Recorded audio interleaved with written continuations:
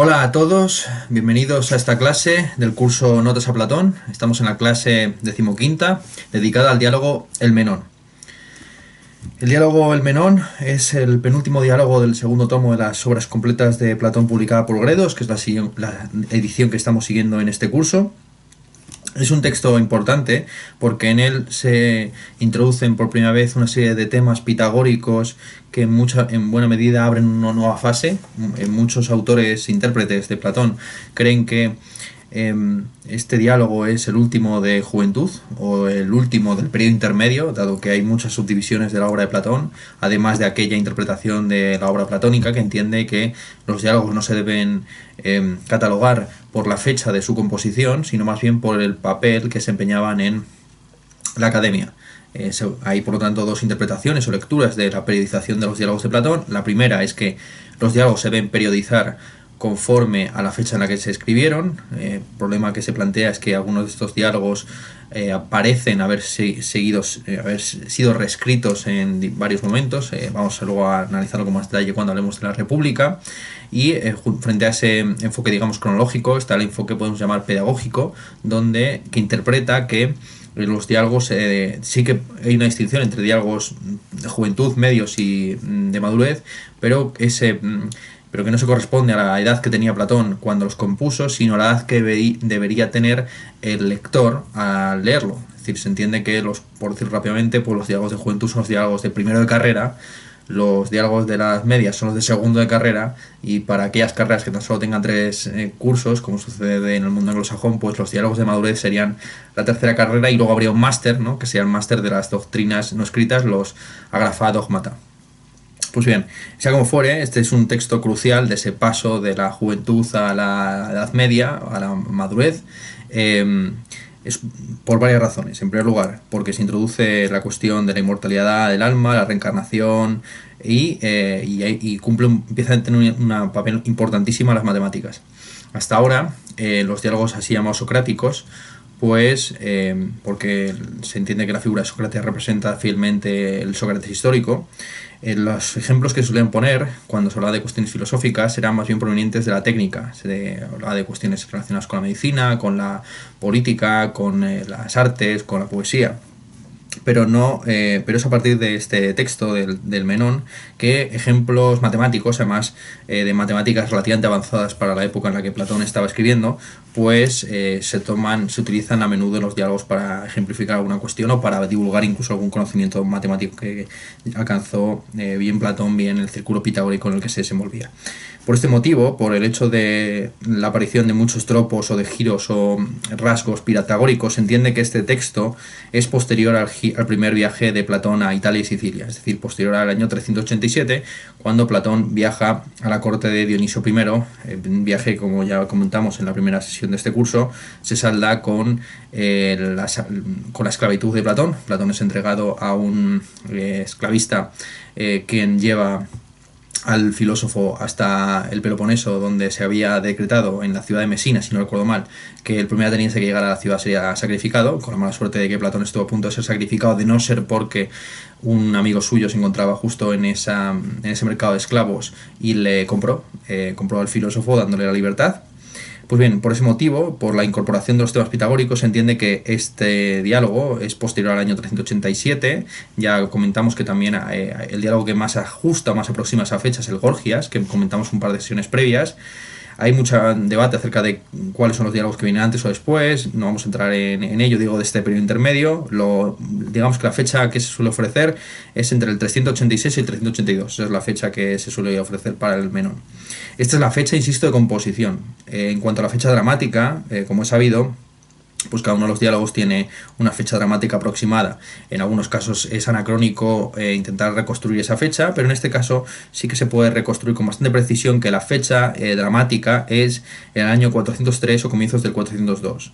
Justo después de la restauración de la democracia ateniense, después del golpe de estado de Trasibulo, cuando se restablece la democracia, pero ya una democracia moderada, censitaria, frente a la democracia radical de Fialtes, Pericles, Clístenes y compañía, pues, y se sabe o se entiende, se presupone que esta es la fecha, porque es en este periodo cuando Ánito, un personaje crucial de los diálogos platónicos, el que denuncia a Sócrates por Asebella, tenía un cargo político importante. En el diálogo aparecen dos personajes, aparte de Sócrates, aparece Ánito, que está desempeñando una serie de funciones políticas, y está Menón, quien había viajado a Atenas, alojado justamente en la casa de Ánito, con una gran corte.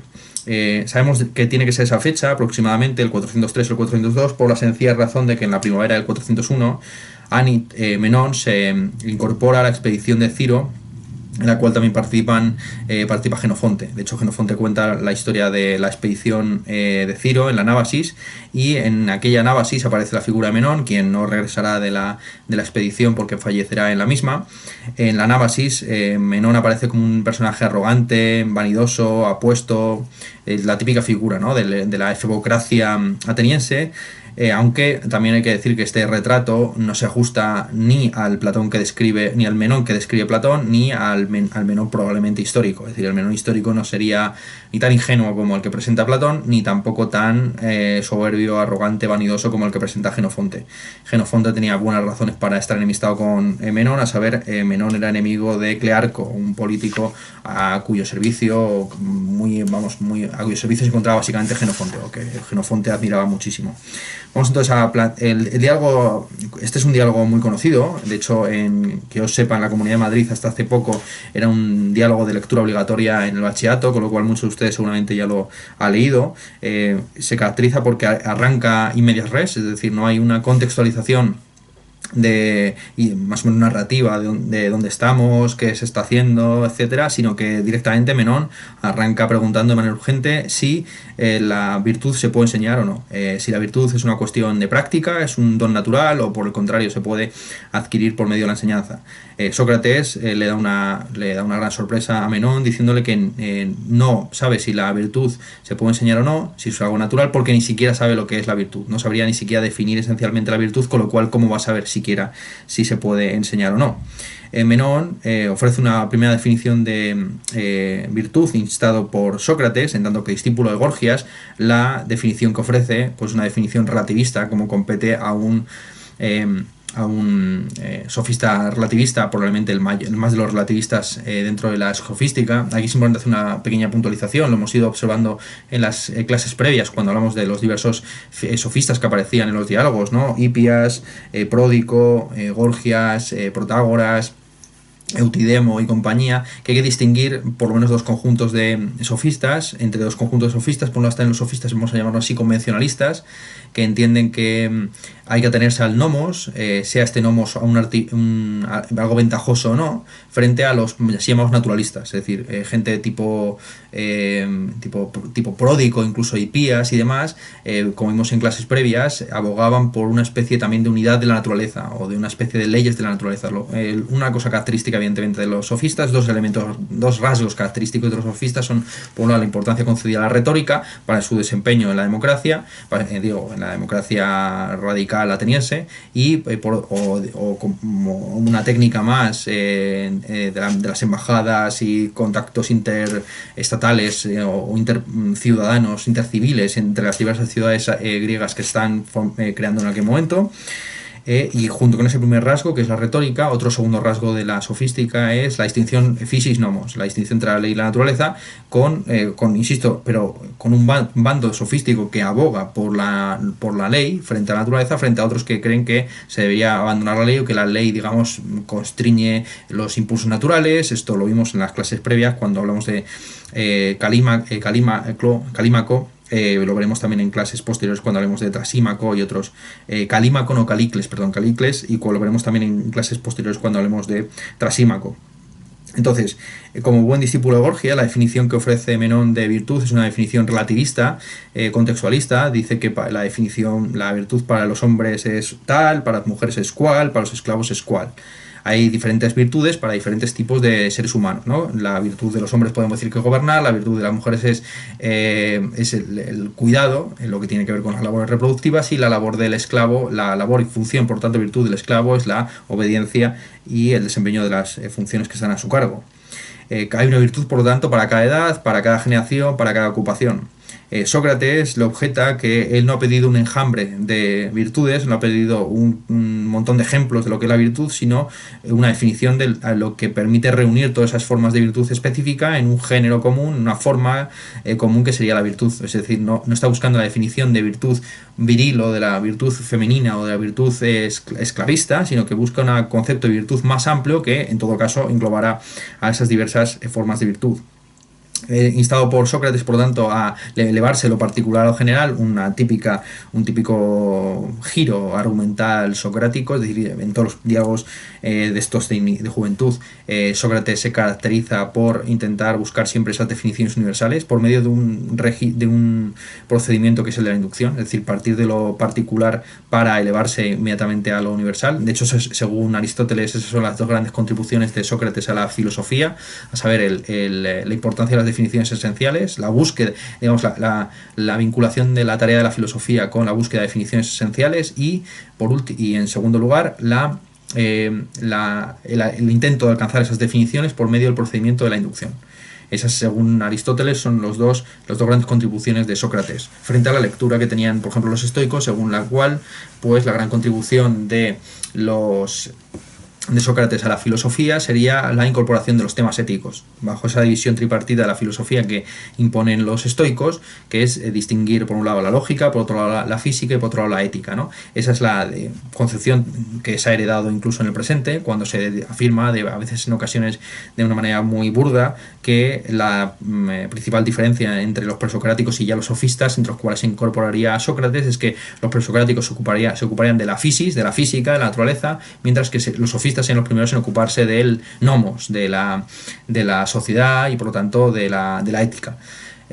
Claro, esta división deja de lado pues muchos elementos políticos que había evidentemente en los filósofos presocráticos, es decir, como deja de lado, por ejemplo, como muchos de los filósofos presocráticos eran reyes y además de trabajar cerca del arjé físico, pues estaban interesados sobre esas cuestiones también porque creían que la mejor forma de gobernar una ciudad era gobernarla conforme a la naturaleza, y hasta que no se comprendían cuáles son las raíces, los primeros principios, pues no se definirá cuál es el principado, quién debe ser príncipe, quién debe estar al principio en el Estado. Bien, se ve entonces, por lo tanto, la conexión que existe también ahí entre política y física, lo cual disuelve por completo esa división, insisto, tripartita de la filosofía, donde por un lado estaría la física de los presocráticos, la ética de los sofistas y Sócrates, y luego ya posteriormente la lógica o de la dialéctica de Platón y Aristóteles. Bien, entonces, conforme a este procedimiento al mismo tiempo lógico y ético,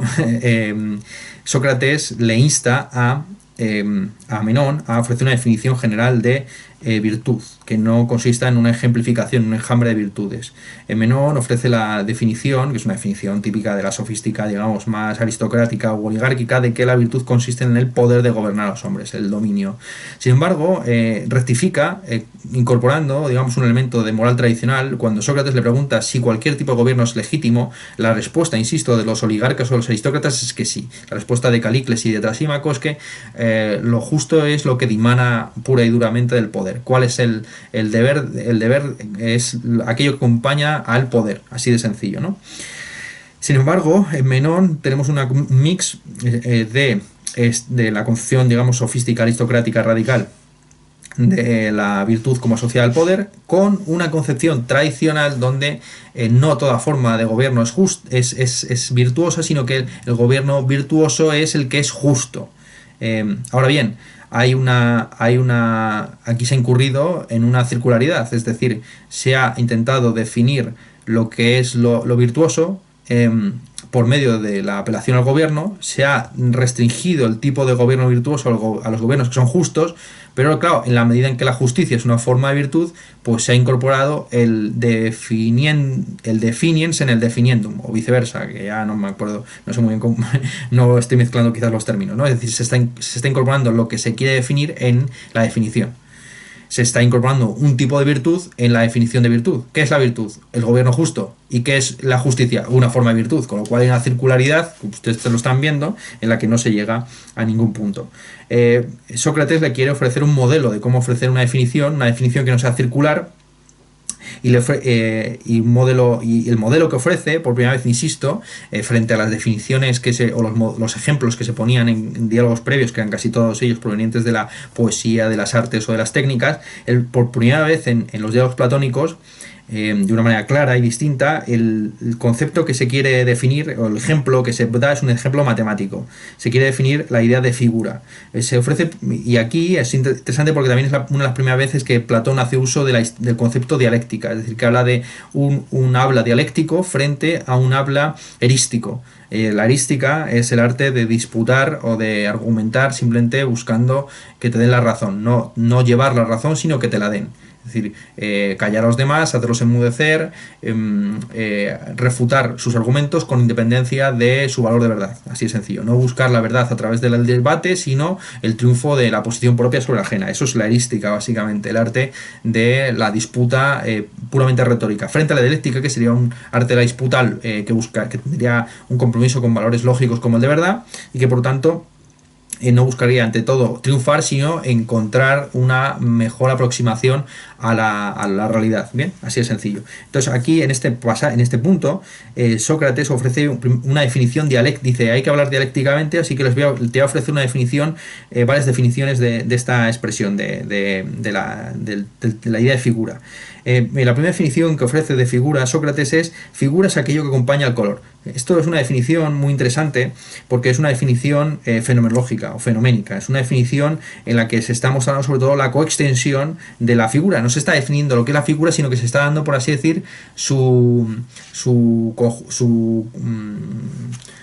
complemento, es decir, aquello que acompaña constantemente a la figura. ¿Qué es lo que acompaña constantemente a la figura? El color. Lo hemos puesto de hecho como ejemplo de términos que comparten referencia en términos de Frege, pero no sentido. Es decir, son términos coextensos pero no sinónimos. Igual que son coextensos pero no sinónimos las expresiones animal con corazón y animal con riñones. Todos los animales con corazón, es decir, con un órgano digamos que hace de válvula de la sangre, del sistema circulatorio sanguíneo, tienen también riñones, es decir, tienen un órgano de depuración de esa sangre. Bien, así es sencillo. Entonces, figura y color, extensión y color, son en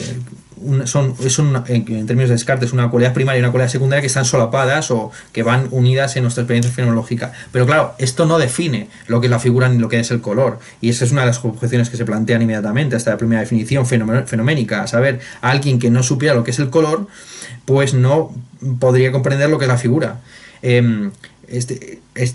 Curiosamente, esto es un tema que ha sido recuperado por la filosofía contemporánea. Hemos mencionado en clases previas todo el debate en filosofía de la mente acerca de los qualia.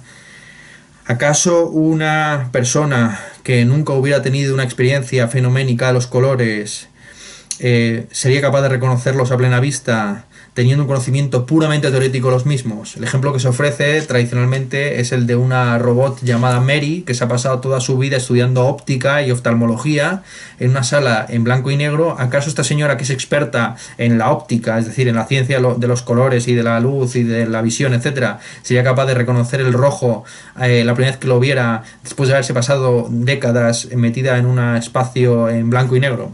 Pues es una pregunta ante la cual se han dado muchas respuestas, pero que evidentemente arroja dudas acerca de la posibilidad de comprender definiciones como esta de carácter puramente fenomenológico. Cuando se está ofreciendo una definición puramente fenomenológica, aquellos que no tienen en la experiencia esos fenómenos que se están describiendo, pues tienen dificultades para comprender lo que se está queriendo decir. Así pues, se ofrecen dos definiciones ulteriores, es decir, se define ulteriormente el concepto de figura y el concepto de color. El concepto de figura lo define Sócrates de una manera matemática como el límite de un sólido. Claro, esto es una definición geométrica. Aquí se podría plantear la siguiente objeción: si la primera definición fenoménica no la podía entender aquel que no pudiera captar los fenómenos a los que se hacía referencia, en este caso, al tratarse una definición geométrica, aquel que no tuviera la inteligencia suficiente como para saber rudimentos de Euclides, los elementos de Euclides, o de Eudoxo del Nido, o de Nido, alguno de estos matemáticos del entorno platónico, pues no sabría ni siquiera lo que es un sólido, no sabría diferenciar ni siquiera lo que es un sólido.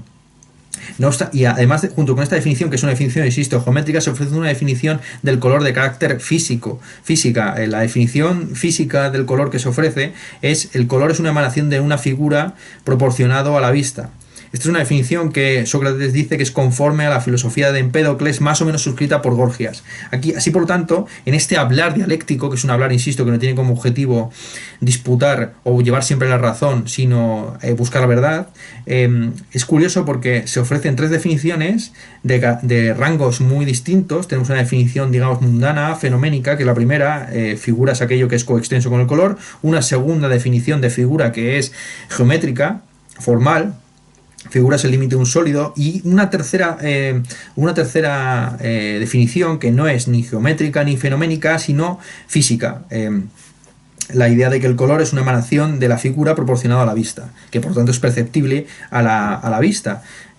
Como digo, este es un pasaje muy interesante porque involucra muchas cuestiones. O sea, incluso podría involucrar una división tripartita de la ciencia, es decir, por un lado estaría la ciencia de simple visión, fenoménica; por otro lado estaría la ciencia de intelección, ¿no?, que sería la geometría; y por otro lado estaría la ciencia, si se quiere, media, aunque en este caso no hay nada de contingente en lo que se está escribiendo, que sería ciencia física, en este caso representada por el atomismo de Empédocles, que se dice aquí que es suscrito por Gorgias. Aquí se ve de nuevo la raíz de la sofística. La sofística, lejos de provenir de un combate acérrimo o muy duro contra la filosofía, surge en buena medida de las conclusiones relativamente paradójicas del pensamiento de Empédocles o de Parménides y de todos los que son, Platón denomina las musas itálicas, ¿no?, los filósofos que se encontraban radicados en la Magna Grecia.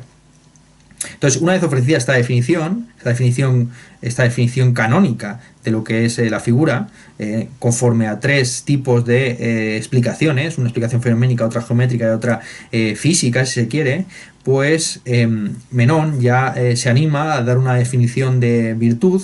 Dice que la virtud consiste en desear las cosas buenas o bellas, dependiendo de la traducción. En la traducción que estamos manejando se traduce por bello, aunque, como sabemos, en la Grecia clásica, pues los términos kalos y agazos eran, calón y agazón, pues eran prácticamente convertibles o sinónimos.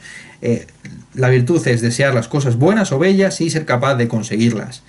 Claro, Sócrates se queda ojiplático con esta definición porque presupone que hay gente que no desea cosas buenas. Es decir, si la virtud es algo que no está extendido por todos los seres humanos y la virtud consiste en desear cosas buenas, eso quiere decir que hay gente viciosa o no virtuosa que desea cosas malas. Sócrates se pregunta: ¿acaso hay gente que desea cosas malas a sabiendas? Ya hemos hablado de este tema tropecientas veces, es decir, como Platón toma de Sócrates este optimismo moral, si se quiere, según el cual pues nadie desea el mal a sabiendas, porque todo el mundo actúa conforme a un bien aparente, y el que realiza un mal lo realizará desde una perspectiva distinta a las razones o causas o motivos por los cuales lo realizó. La gente actúa siguiendo o persiguiendo un bien. El problema es que su ignorancia les lleva hacia el mal porque no saben distinguir lo aparente de lo genuino, así de sencillo, ¿no? Entonces, la primera parte de la definición se considera redundante o circular, ¿no? Es decir, desear cosas buenas es lo que realizan todos los seres humanos, tanto los viciosos como los virtuosos. Bien, tanto los virtuosos como los viciosos buscan lo bueno. Otra cosa es que unos den con ello y otros no. Por lo tanto, la virtud no va a consistir tanto en conseguir, en desear lo bueno, que todo el mundo lo desea, sino en conseguirlo. La virtud es el poder de alcanzar las cosas buenas o bellas. La famosa calocagacía, la belleza que también involucra bondad. Ahora bien, ¿cuáles son esas cosas bellas y buenas que se buscan? La definición de Menón es una definición tradicional: la salud, la riqueza, el honor, el poder, cosas semejantes. Ahora bien, no toda forma de adquisición es legítima, y aquí volvemos a ver la combinación entre el nuevo espíritu sofístico de la ciudad de Atenas y la moral clásica. No toda forma de éxito, de victoria, es legítimo. sino que hay formas mejores y peores de adquirir esas cosas buenas. La riqueza, la salud, el honor, el poder se deben adquirir por medio de la justicia o con justicia. Con lo cual volvemos otra vez a esa circularidad viciosa de intentar definir la virtud en sus propios términos, es decir, intentar definir la virtud y llegar en última instancia a una definición que contiene un tipo de virtud concreto. En este punto, Menón se encuentra turbado, confiesa su desconcierto. Sócrates, dice Menón, me ha paralizado la mente igual que un pez torpedo. Bueno, hay varias traducciones, ¿no?, de la expresión que se utiliza en griego. Algunos traducen por pez raya, otros traducen, si no recuerdo mal, por el morcón. Sea como fuere, pues bueno, se trataba de un pez por lo visto con una apariencia muy fea que tenía la capacidad de paralizar a sus víctimas. Sócrates dice que replica esa caracterización afirmando que en caso de ser un pez raya o un pez torpedo, pues no lo sería de manera voluntaria, o mejor dicho, que sería un pez torpedo que se entorpece a sí mismo, pues él no confunde a sus interlocutores por voluntad, sino por ignorancia, una ignorancia que puede resultar contagiosa.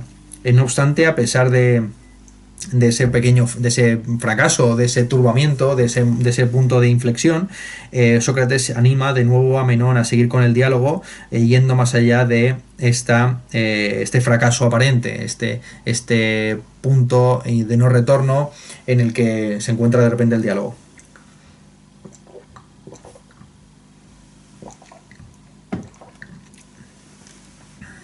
Es importante subrayar que este sería el punto en el que un diálogo socrático de juventud terminaría. Los primeros diálogos de Platón suelen terminar en este punto justamente. Es decir, cuando se ha llegado a un callejón sin salida, en el que se ha avanzado bastante desde un punto de vista metodológico, sobre todo por ejemplo, se ha hablado del uso de la dialéctica, se han ofrecido varias definiciones, se han expuesto doctrinas de varios autores, pero no se ha llegado a ninguna conclusión.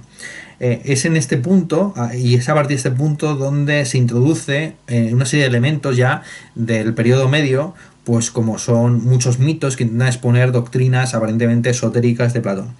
Esta segunda parte del diálogo arranca con una pregunta aparentemente erística de Menón, a saber cómo se puede buscar aquello que no se conoce. Menón le plantea a Sócrates una paradoja que ya nos encontramos previamente en el Eutidemo, a saber cómo podemos buscar aquello que no conocemos si no lo conocemos. Es decir, hay dos alternativas. Si conocemos algo, entonces no hay necesidad de investigarlo. Y si no lo conocemos, entonces no sabemos ni siquiera lo que estamos buscando. Claro, lo que en este punto, insisto, hay una divergencia entre ciertos diálogos en los que se intenta salir de este atolladero diciendo que la ignorancia total y completa es tan absurda o imposible como la sapiencia absoluta, es decir, que todos los seres humanos se encuentran en un estado intermedio entre la ignorancia plena y la sapiencia plena, y que ese estado intermedio justamente es la filosofía, solo saber que no se sabe nada. Es esa conciencia reflexiva de la ignorancia lo que sitúa a los filósofos un paso por delante de los ignorantes y por supuesto de los pretenciosos que creen que lo saben todo.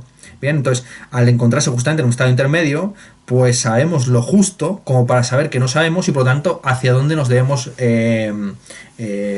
dirigir a la hora de realizar nuestras investigaciones. Es una respuesta que encontramos, por ejemplo, en el banquete de Platón. Pero en este punto, Sócrates, que es el portavoz de Platón, no ofrece esta posición o esta teoría, que luego ha sido recuperada por otros autores posteriormente. Por ejemplo, en la filosofía contemporánea, Graham Harman, un autor que está analizado en realismo postcontinental, pues afirma que la filosofía justamente es ese estado intermedio entre la ignorancia y la sabiduría, siguiendo, insisto, esta doctrina platónica. Aquí Platón no expone esta doctrina, sino que se eleva a un nivel distinto, exponiendo un mito de carácter órfico platónico, a saber, el mito de la inmortalidad del alma, su resurrección a lo largo del tiempo en diversos cuerpos. Lo que permitiría que hubiera un tránsito, digamos, desde la ignorancia a la sapiencia, en este caso comprendidas como términos plenos, es que hay un alma que ha olvidado unos conocimientos que tenía previamente, de tal forma que el conocimiento no sería la adquisición de algo de lo que se carece radicalmente, sino simplemente una privación que volvemos a suplir por medio de la reminiscencia del recuerdo. Bien, entonces, ¿qué es aprender? Aprender no es simplemente adquirir algo que no se tenía radicalmente, sino recuperar algo que se había perdido. Es un conocimiento que ya teníamos, pero que por la razón que fuere, el mito que expone es un mito un poco para niños pequeños, vamos a decirlo, ¿no? Es un mito que hace apelaciones incluso al Hades, al río Leteo, etcétera, al río del olvido, pero bueno. La idea un poco básicamente es esa, ¿no? Es una doctrina que, bueno, puede parecer ridícula en su carácter mitológico, pero que tiene una concreción mucho más positiva y menos irracional en la doctrina, por ejemplo, del silogismo aristotélico. Para Aristóteles, el silogismo no añade ninguna información, la conclusión del silogismo no añade ninguna información que no estuviera contenida en las premisas. Lo que hace el silogismo básicamente es explicitar aquello que estaba implícito en las premisas, ¿no? Pues del mismo modo podríamos decir que el conocimiento no consiste en la adquisición de ninguna de las genuina sapiencia, que no sea polimatía, que no sea un saber de todo y de nada. En la sabiduría o la filosofía no consiste en aprender cosas nuevas, sino en explicitar un conocimiento implícito que uno tenía previamente, ¿no? Y esta es para muchos la diferencia crucial entre la filosofía y el resto de ciencias, especialmente, pues, qué sé yo, ciencias como la historia, ¿no? Que lo que hacen es contarte hechos sobre los cuales tú no tenías noticia. Pues la filosofía sería una reapropiación de un conocimiento previo, prereflexivo, prelingüístico, que teníamos antes de ponernos a filosofar, ¿vale? A Menón le parece interesante y divertido este mito órfico, pitagórico, pero quiere disponer de alguna prueba. Es decir, demuéstrame, Sócrates, esta tesis, aunque sea mitológica, de que todos tenemos un conocimiento en el alma que está esperando nacer por medio del uso de la mayéutica. Sócrates hace una demostración relativamente prolija con un esclavo de Menón, uno de estos esclavos que había acompañado a Menón a Atenas, y le plantea un problema geométrico sin ofrecerle ninguna información, simplemente haciéndole preguntas y llevándole a contradicciones o a callejones sin salida. Muestra cómo el esclavo, con el solo hecho de hablar griego, esto es algo importante, ¿no? Es decir, si no existe un lenguaje de comunicación como puede ser el griego, no puede ejercerse en la demostración matemática. Hay muchos, esto se ha interpretado de muchas maneras, es decir, hay gente que pensará que el requisito del griego para poderse comunicar pues algo simplemente técnico, o habrá otros que piensen que, bueno, que como el griego es el lenguaje del pensamiento, es natural que alguien que sabe hablar griego pues ya esté in nuce preñado de estos conocimientos de tipo matemático geométrico. Sea como fuera, el problema no vamos a entrar en él, es un problema matemático relativamente sencillo, es decir, dado un cuadrado del lado n y de superficie n al cuadrado, calcular la longitud del lado que debía tener un cuadrado para tener el doble de la superficie del cuadrado de referencia. Bien, el esclavo va ofreciendo diversas respuestas, muy de sentido común para el ego, y llegando a contradicciones que lo obligan a ir rectificando poco a poco, destruyendo la certeza o la certidumbre previa y aproximándose por medio de la paradoja y de la sorpresa, el que no es geómetra se sorprende, ¿no?, que se suele decir, a la respuesta correcta. La respuesta correcta donde el lado del cuadrado que se busca es igual a la diagonal del cuadrado de partida. Bien, una vez ofrecida esta demostración del hecho de que aparentemente pues todos tenemos conocimientos matemáticos en el alma listos para ser paridos por medio de la mayéutica socrática, el camino ha quedado expedito para plantearse la pregunta de qué es la virtud. Sin embargo, Menón no quiere todavía ir a esa pregunta, de esa definición esencial de la virtud, sino que regresa otra vez a la cuestión de si la virtud puede enseñarse o no. Si la virtud es algo natural, si es algo adquirido, y si esa adquisición se realiza de una manera espontánea o por el contrario requiere de una enseñanza disciplinada, normativa, etcétera. Sócrates considera que uno debe preguntarse primero por la posibilidad de enseñar algo sin preguntarse cuál es la esencia de ese algo, es decir, que no tiene sentido preguntarse qué es la virtud. O sea, no tiene sentido preguntarse si la virtud puede enseñarse si no se ha preguntado previamente qué es la virtud, pero se puede invertir los términos por medio de una hipótesis, es decir, plantear la hipótesis de cuál debería ser la naturaleza de la virtud para que ésta fuera enseñable. Para que fuera enseñable, pues tendría que ser un tipo de saber. Tan solo el conocimiento puede ser transmitido por medio de la enseñanza. Así, el siguiente paso consiste en hallar si la virtud es o no un saber.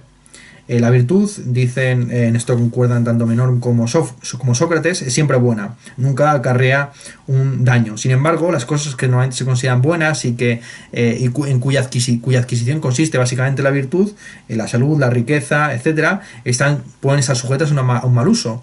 Hay gente que puede hacer un mal uso de su riqueza, dilapidándola. Hay gente que puede hacer un mal uso de su fama o de su prestigio político, por ejemplo, llevando a cabo campañas políticas desastrosas. Hay, por tanto, un mal uso de los que se consideran bienes primarios, de tal forma que tan solo el recto uso de esos bienes garantiza justamente el beneficio en que consiste la virtud. La virtud está intrínsecamente vinculada con el éxito, siempre buena, no acarrea nunca un daño, de tal forma que tiene que ser necesariamente un conocimiento, es decir, ¿qué consiste la virtud? El conocimiento productivo y realizativo de los usos adecuados de los bienes así llamados que se nos ofrecen en la polis, como pueden ser pues la salud, la fama, la riqueza, etcétera. Bien, claro, una vez que se ha ofrecido esta definición de esta caracterización de la virtud como un saber, pues entonces si la virtud puede enseñarse y es un saber, entonces tendrá que haber maestros. Se plantea aquí una cuestión de facto, es decir, ¿dónde están esos maestros? Sería muy raro que la virtud fuera un saber que se pudiera transmitir y no hubiera, de hecho, ningún maestro.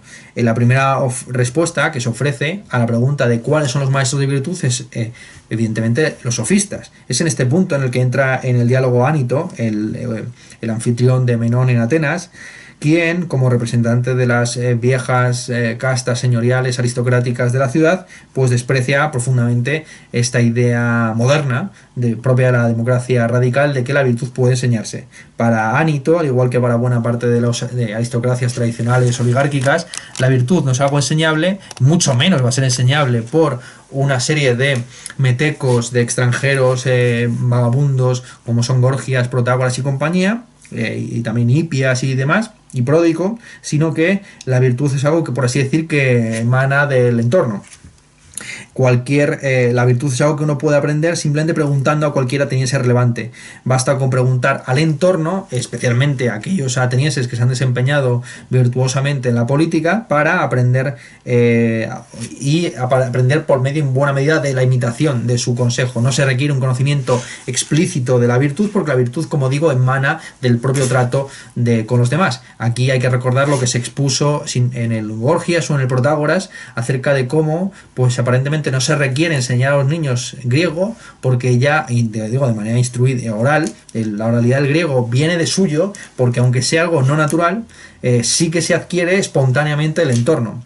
Bien, entonces aquí hay una definición, aquí hay que distinguir, insisto, aquello que es natural, de aquello que es cultural, y dentro de lo cultural está lo que se adquiere espontáneamente y lo que se adquiere regladamente, es decir, el lenguaje no es algo natural, sino que cultural, porque un niño lo dejas en estado salvaje y no aprende a través de la fisis en la lengua de sus padres, si no tiene contacto con ellos, mientras que y dentro de lo cultural se puede decir que la lengua oral es algo que surge de manera espontánea, que se aprende de manera espontánea, mientras que el conocimiento de la gramática, pongamos por caso, o del uso del aoristo, del funcionamiento del aoristo y de una serie de cuestiones lingüísticas o gramáticas relacionadas con el griego, tan solo se aprende por medio ya de la instrucción formal, del gramático, del profesor de lengua y literatura. Entonces esta es la posición, como digo, de Ánito, a saber, basta con recurrir a cualquier ateniense relevante para pedirle consejo. La virtud es algo que se aprende por ciencia infusa. Sócrates le plantea la objeción a Ánito, que previamente se había expuesto en el Protágoras 319, de que los atenienses más relevantes, Temístocles, Pericles, Efialtes y todos estos, lejos de Tucídides, el político, no el historiador, lejos de haber transmitido su virtud a sus hijos, no fueron capaces de hacerlo. Que Ánito se revuelve contra esta infamia, ¿no? Este insulto a la memoria de los grandes políticos atenienses del siglo V, a la manera de muchos de los intérpretes posteriores de Platón, que se rebelaban contra la condena de los 4 grandes estrategas del siglo de oro ateniense. Se está mancillando, según Ánito, la memoria de aquellos políticos al decir que ellos no tenían un conocimiento pleno de la virtud, sino que se manejaban con opiniones y es más, recordemos lo que se decía en el Protágoras, de que lejos de ser virtuosos y políticos, lo único que hacían era, como demagogos, satisfacer los impulsos más instintivos del pueblo, hinchando como una cerda preñada la ciudad, esperando el día de matanza.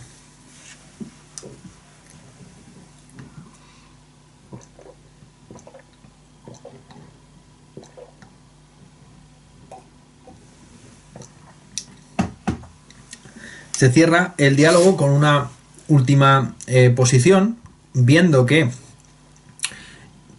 son insostenibles tanto las posiciones de los sofistas como la posición de Ánito, porque por un lado la virtud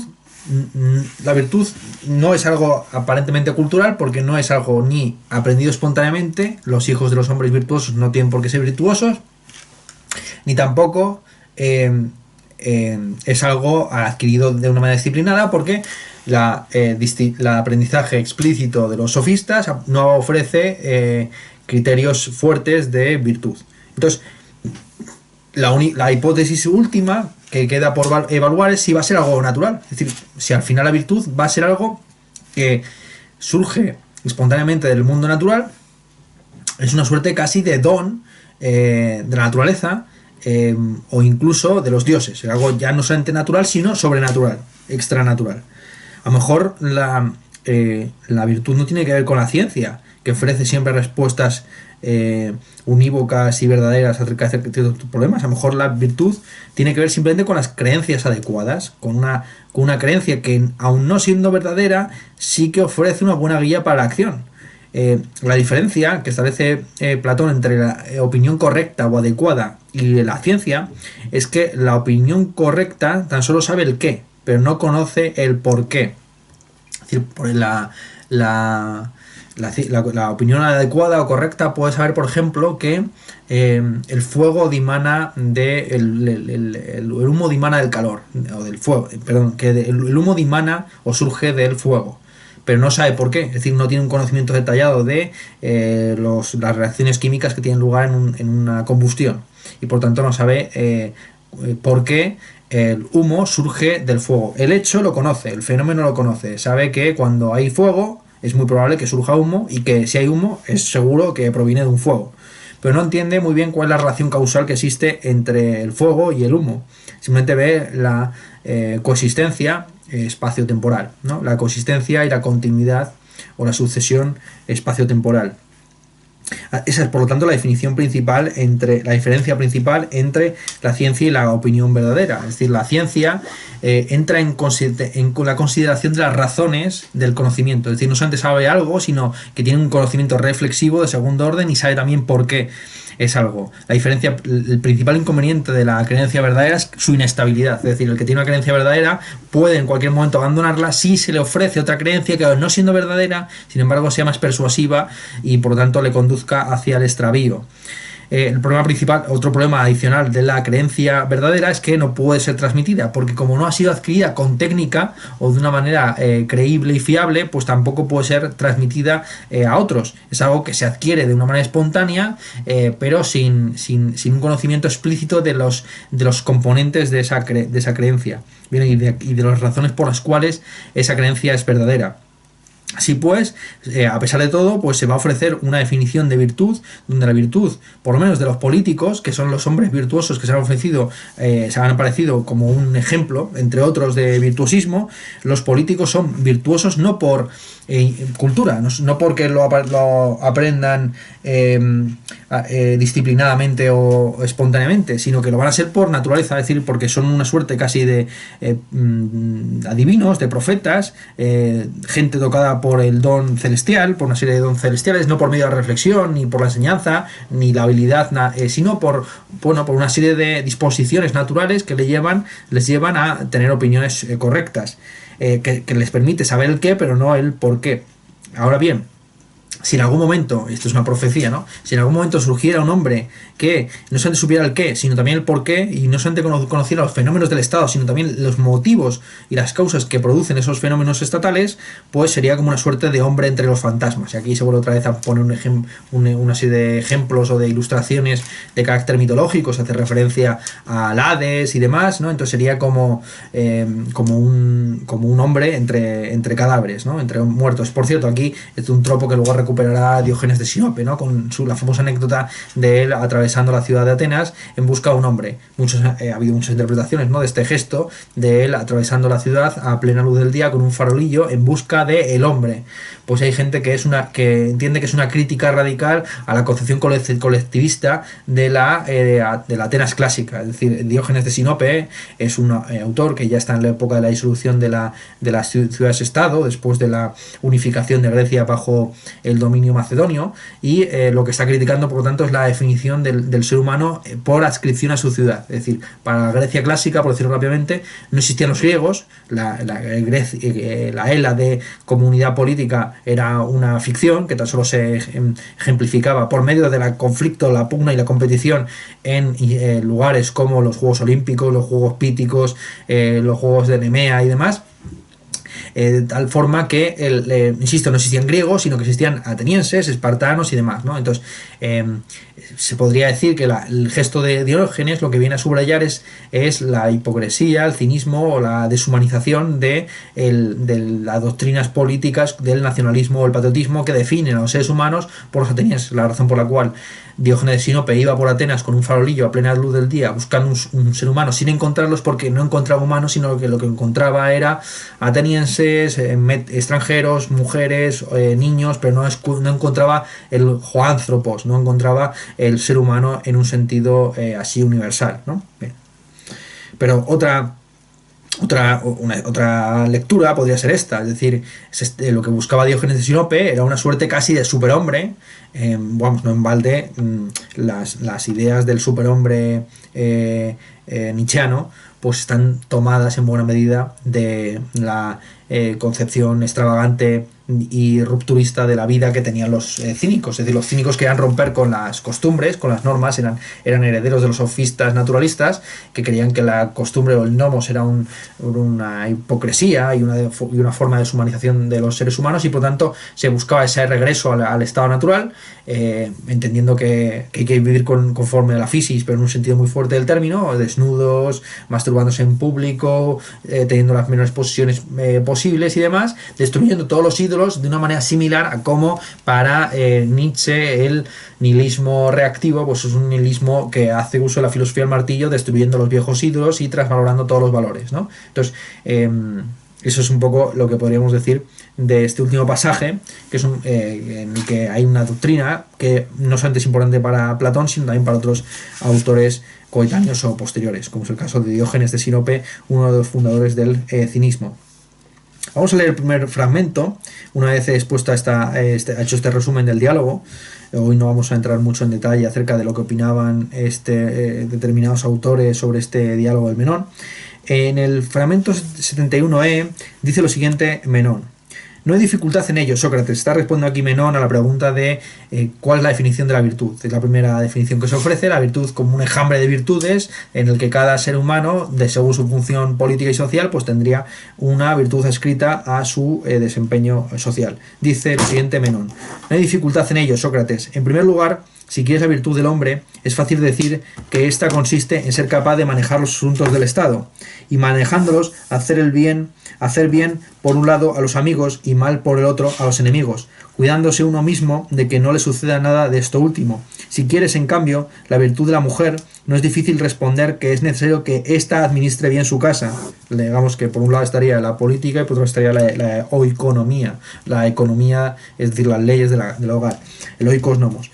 Conservando lo que está en su interior y siendo obediente al marido. Y otra ha de ser la virtud del niño, se trate de varón o mujer, y otra del anciano, libre o esclavo, según prefieras. Y hay otras muchas virtudes, de manera que no existe problema en decir qué es la virtud. En efecto, según cada una de nuestras ocupaciones y edades, en relación con cada una de nuestras funciones, se presenta a nosotros la virtud. De la misma manera, creo, Sócrates, se presenta también el vicio. Cosas que comentar. Bueno, ya se ha expuesto, se ha comentado que esto es una doctrina sofística muy vinculada, de hecho, a Gorgias, la idea del un relativismo moral absoluto, donde no existen virtudes comunes, sino que lo que hay es formas de excelencia particulares específicas, donde por un lado estarían los hombres, que serían los que se desempeñarían las funciones públicas, estatales, políticas, frente a las mujeres, que se ocuparían de las funciones privadas, domésticas, económicas, según esa definición, insisto, aristotélica, ¿no?, de la economía como la ciencia de la casa, la ciencia que tiene que ver con la prudencia, pues de ir a comprar tantos rollos de papel higiénico para que no se te agoten durante el confinamiento, etcétera, etcétera, etcétera. Por lo tanto, también hay definiciones de virtud distintivas dependiendo de la edad, o sea, hay género, diversas categorías y taxonomías. Claro, Sócrates argumenta que no buscaba esa definición, esa enjambre de virtudes, que él entiende que aquí no se ofrece una definición de virtud, sino que lo que se ha ofrecido es un conjunto de ejemplos. Pero no está del todo claro que lo que esté ofreciendo Menón sean ejemplos. Es cierto que en otros casos, en otros diálogos de juventud, sí que los interlocutores de Sócrates sí que ofrecían ejemplos a la pregunta de qué es lo bello. Por ejemplo, se decía ¿qué es lo bello? Y se decía Helena es bella. Pero claro, ahí no se está dando un criterio ni un parámetro de virtud, en este caso de la virtud de la belleza. Sin embargo, Menón sí que está ofreciendo algún tipo de parámetro, incluso habrá quien diga que está ofreciendo una definición funcional de la virtud. ¿En qué consiste la virtud? En desempeñar la función cualquiera que ésta sea. Otra cosa es que luego habría que entrar en detalle sobre en qué consiste la función de cada individuo, y ahí habría discusión de si pues la mujer tiene también el derecho de desempeñar funciones en el ámbito público, si los hombres deberían comprometerse con las funciones en el ámbito privado. Bien, pero la definición de la virtud como excelencia en la función, o sea, casi conocida como una función matemática, pues no sería donde dados unos valores X, pues se obtienen unos valores Y. Esta definición de la virtud no es una definición deíctica, no es una definición deíctica. Se puede discutir cuando se entra en el detalle sobre las virtudes de cada función y de cada contexto y de cada tipo de individuo, ¿no? Hay que recordar además que el término que se está manejando constantemente en griego es arete, un término que luego se ha traducido al castellano como, primero al latín como virtus y luego al castellano como virtud, pero que no obstante en época también refería a la excelencia. El arete es la excelencia y es normal que la excelencia sea la maximización de una función. Así sencillo. ¿En qué consiste la excelencia? En maximizar una función cualquiera que ésta sea. Así sencillo. Optimizar una función. Entonces, bueno, es una definición que de hecho se podría decir que es una definición mucho más geométrica de las cosas que luego posteriormente se ofrecen. No obstante, bueno, una vez dicho esto, yo creo que sería interesante, una vez comentado esto acerca de este fragmento, yo creo que sería interesante aprovechar esta ocasión para exponer algo que teníamos pendiente de clases previas. Sobre todo esto hubiera sido algo importante de explicar en Eutifrón, pero no hubo tiempo en clase, así que lo recupero ahora, a saber la cuestión de la falacia socrática. Mencionamos en la clase sobre Eutifrón como, creo recordar, Peter Gitch, un filósofo analítico contemporáneo, pues argumentó contra Platón y en general contra los diálogos de juventud el hecho de que se entendiera que uno no puede conocer algo si no lo ha definido explícitamente. Esto es lo que Peter Gitch denominó la falacia socrática. La falacia socrática consiste básicamente en afirmar que si uno no es capaz de definir algo, no lo conoce. Pero sin embargo hay varios sentidos de la idea de saber algo.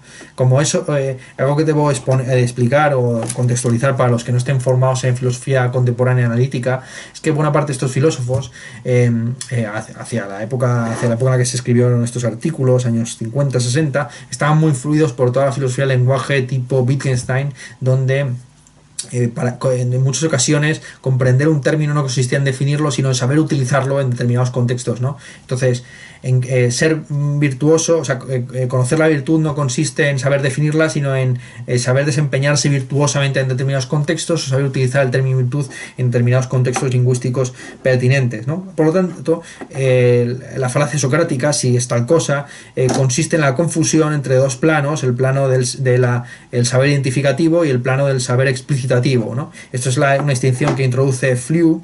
Flew dice que hay dos sentidos de la expresión: saber que es X.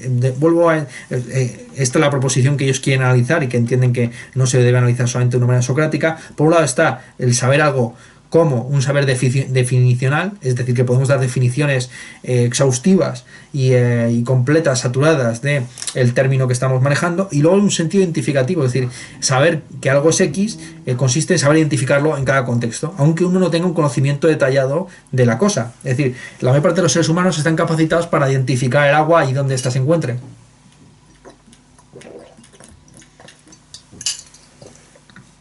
Y no estoy haciendo publicidad en este contexto al canal de Isabel II ni nada por el estilo, como si esto fuera un anuncio de Coca-Cola, sino que, pero además de ese conocimiento, y pueden tener un conocimiento identificativo del objeto, en este caso del agua, sin necesidad de conocer química y saber cuál es el compuesto del agua, nada por el estilo. Bien, ese es el asunto. Habrá alguien que piense que el campo de la virtud no es necesario el conocimiento del por qué, sino que basta el conocimiento del qué. Aquí recordemos una sentencia, no recordemos porque no lo hemos explicado, pero sí anticipemos una cosa de Aristóteles, a saber, la doctrina de Aristóteles según la cual no queremos estudiar ética porque nos interese la definición esencial de virtud, sino porque queremos ser mejores personas. Es decir, que el objetivo de la ética no es el conocimiento de una serie de definiciones, sino la práctica de una serie de virtudes que nos hagan mejores. Es decir, no se busca la virtud como algo per se, no como algo que per se en tanto que objeto de conocimiento, sino que lo que se busca es mejorar la conducta. Así de sencillo, ¿no? Entonces hay diferentes ideas de conocimiento, de saber asociados a determinadas finalidades, ¿no? Lo que está claro es que, bueno, en Platón es muy importante hasta cierto punto esta idea de definir los términos, eliminar las imprecisiones del lenguaje, ponerse de acuerdo sobre los términos, no explicitar aquello que está implícito, presuponer que si utilizan, ponerse de acuerdo sobre los usos de las palabras, no presuponiendo lo que los demás piensan, sino explicitando exactamente lo que tenemos en mente, evitando los errores asociados al lenguaje impreciso que implantan un mal sobre las almas. Esto lo dice explícitamente en el Fedón, en el Gorgias, en muchos de los textos que hemos visto y que vamos a ver en el Sofista, pues se expone esta idea. Veamos, por ejemplo, el Sofista 218b, aunque estamos anticipando de cosas que vamos a comentar en próximas clases. Dice lo siguiente: porque tú y yo por el presente solo tenemos en común la palabra, la realidad a la que hacemos referencia, por ese nombre la tenemos quizás cada uno de nosotros privadamente en nuestras mentes, pero siempre es mejor ponernos de acuerdo por medio de la discusión acerca de la realidad que estar de acuerdo solo acerca del nombre sin discusión alguna. Y de ahí la crítica a los procedimientos erísticos de Eutidemo y de Dionisiodoro en el diálogo de Eutidemo, que consistían en buena medida en jugar siempre con definiciones privadas, lenguajes solipsistas y demás, ¿no? Como de nuevo, en la concepción menos mitológica de la doctrina de la reminiscencia platónica consiste justamente en esto. ¿Qué consiste conocer? Conocer consiste en recordar en la medida en que a la hora de conocer aquello que realmente es esencial para el conocimiento, insisto que no es la mera adquisición de información. Conocimiento es la reapropiación de una información que ya teníamos, de tal forma que esa información que estaba implícita se vuelva explícita y entre en una interconexión sistémica con otra serie de informaciones contextuales, ¿vale? Bien, vamos a otro fragmento, el fragmento 80a. En este fragmento dice lo siguiente Menón: Sócrates, había oído yo, aún antes de encontrarme contigo, que no haces tú otra cosa que problematizarte y problematizar a los demás. Este es el famoso pasaje del pez torpedo. Y ahora, según me parece, me estás hechizando, embrujando y hasta encantando por completo, al punto que me has reducido a una madeja de confusiones. Y si se me permite hacer una pequeña broma, diría que eres parecidísimo, por tu figura como por lo demás, a ese chato pez marino, el torpedo. También él, en efecto, entorpece al que se le acerca y lo toca, y me parece que tú ahora has producido en mí un resultado semejante, pues en verdad estoy entorpecido de alma y de boca, y no sé qué responderte. Sin embargo, miles de veces he pronunciado innumerables discursos sobre la virtud, también delante de muchas personas, y lo he hecho bien, por lo menos así me parecía, pero ahora, por el contrario, ni siquiera puedo decir que es, y me parece que has procedido bien no zarpando de aquí, ni residiendo fuera, en cualquier otra ciudad, siendo extranjero y haciendo semejantes cosas, te hubieran recluido por brujo. Replica Sócrates, eres astuto, Menón, y por poco me hubieras engañado. ¿Menón? ¿Y por qué, Sócrates? Sócrates, sé por qué motivo has hecho esa comparación conmigo, Menón, y por cuál crees, Sócrates, para que yo haga otra contigo. Bien sé que a todos los bellos les place el verse comparados. Les favorece sin duda porque bellas son, creo, también las imágenes de los bellos. Pero no haré ninguna comparación contigo. En cuanto a mí, si el torpedo, estando en él entorpecido, hace al mismo tiempo que los demás se entorpezcan, entonces la asemejo. Y si no es así, no. En efecto, no es que no entiendo yo problemas, problematice, sin embargo, a los demás. En efecto, no es que no teniendo yo problemas, problematice, sin embargo, a los demás, sino que estando yo totalmente problematizado, también hago que lo estén los demás. Y ahora, ¿qué es la virtud? Tampoco lo sé yo. Pero tú, en cambio, tal vez sí lo sabías antes de ponerte en contacto conmigo, aunque en este momento asemejes a quien no lo sabe. No obstante, quiero investigar contigo e indagar qué es ella. Menón. ¿Y de qué manera buscarás, Sócrates, aquello que ignoras totalmente qué es? ¿Cuál de las cosas que ignoras vas a proponerte como el objeto de tu búsqueda? Porque si dieras efectiva y ciertamente con ella, ¿cómo advertirás en efecto qué es esa que buscas y desde el momento que no la conocías? Sócrates, comprendo lo que quieres decir, Menón. ¿Te das cuenta del argumento erístico que empiezas a entretejer? Que no le es posible a nadie buscar ni lo que sabe ni lo que no sabe, pues ni podría buscar lo que sabe, puesto que ya lo sabe y no hay necesidad alguna entonces de búsqueda, ni tampoco lo que no sabe, puesto que en tal caso ni sabe lo que ha de buscar. Bueno, pues en este texto, en este pasaje, un poco largo, el 80, el 80 y siguientes, es un fragmento en el que pues empieza exponiendo, digamos, el procedimiento socrático, que consiste en llevar también a contradicciones, a atolladeros, a lugares sin salida, para a partir de esos lugares sin salida y atolladeros intentar remontar el vuelo. Esto es algo que se vuelve a exponer en el 84b.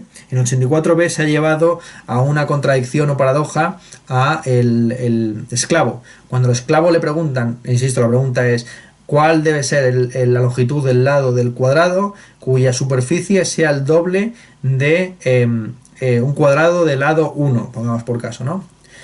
Claro, la respuesta obvia es que si la superficie va a ser la respuesta obvia o intuitiva para el Lego es que si la superficie va a ser el doble, entonces el lado tiene que ser también el doble. Pero si uno multiplica el lado de un cuadrado de longitud 1 por 2, nos encontramos con un cuadrado 2 por 2, 4, que ha multiplicado la superficie no por 2 sino por 4. Es decir, si uno multiplica por 2 el lado del cuadrado, la superficie se multiplica por 4. Esto lo sabe cualquiera que tenga unos conocimientos mínimos de matemáticas. Bien, 1 por 1, 1, 2 por 2, 4, por si había alguna duda a este respecto, ¿no? Entonces, claro, después de ofrecer esa respuesta equívoca, el esclavo vuelve a intentar una pregunta que consiste en decir, vale, si la longitud no puede ser 2, vamos a probar a ver si puede ser 1,5. Y descubre que tampoco, ¿no? Que tampoco puede ser esa la respuesta. Pues bien, después de haber llegado a ese atolladero en el que ya tan solo puede salir de ese callejón de salida ofreciendo la respuesta correcta, saber la respuesta correcta de que el lado del cuadrado tiene que ser igual a la diagonal del cuadrado de referencia, del cuadrado primero, Sócrates regresa a esta cuestión del pez torpedo, es decir, cómo en matemáticas como en otras disciplinas es importante no el conocimiento memorístico que consiste en aprender por medio de recitaje y demás, sino el extraer el ir refutando nuestras creencias falsas previas para ir adquiriendo las creencias verdaderas genuinas. Dice Sócrates: al problematizarlo, esto estamos en 84b, nos hemos saltado un par de páginas porque era importante, yo creo, conectarlo con lo que estamos diciendo ahora mismo. Al problematizarlo y entorpecerlo, como hace el pez torpedo, le hicimos algún daño al esclavo, ¿no? El esclavo que está intentando buscar la respuesta matemática. Dice Menón: a mí me parece que no. Y dice Sócrates: le hemos hecho, al contrario, un beneficio para resolver cómo es la cuestión. Ahora, en efecto, buscará de buen grado, puesto que no sabe, mientras que muchas veces antes, delante de todos, con tranquilidad, creía estar en lo cierto al hablar de la superficie doble y suponía que había que partir de una superficie del doble de largo. Menón.